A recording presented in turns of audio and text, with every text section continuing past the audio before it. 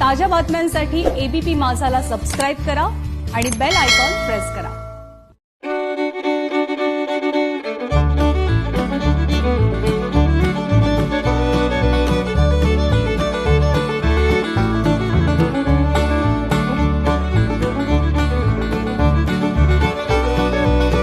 जगाबरोबर देशावर आणि आपल्या राज्यावरती कोरोनाचं संकट ओढवलं आणि अनेकांचं हातचं काम आहे ते निघून गेलं आणि ह्याच्यामुळे अनेकांनी रोजगार सुद्धा आपले गमावले आणि ह्याच परिस्थितीमध्ये चायनाच्या वस्तूंवर सुद्धा बंदी घालण्यात आली।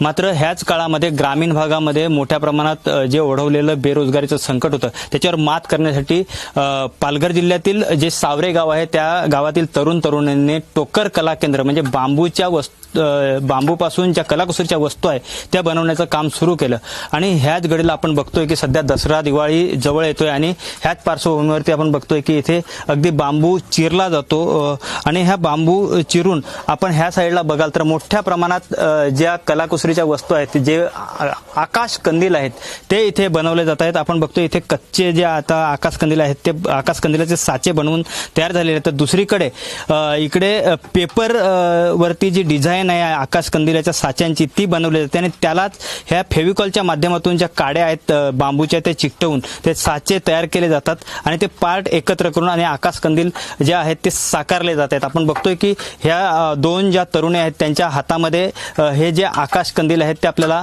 पाहायला मिळतात। त्याचबरोबर एक आपल्याला बांबूची बॅग सुद्धा पाहायला मिळते।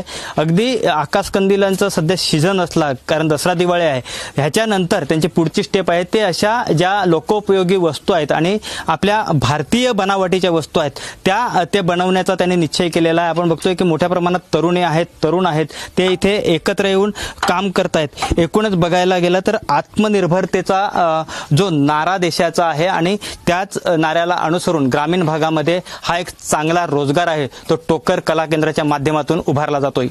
कॅमेरामन संदेश पवारसह मी संतोष पाटील, एबीपी माझा, पालघर।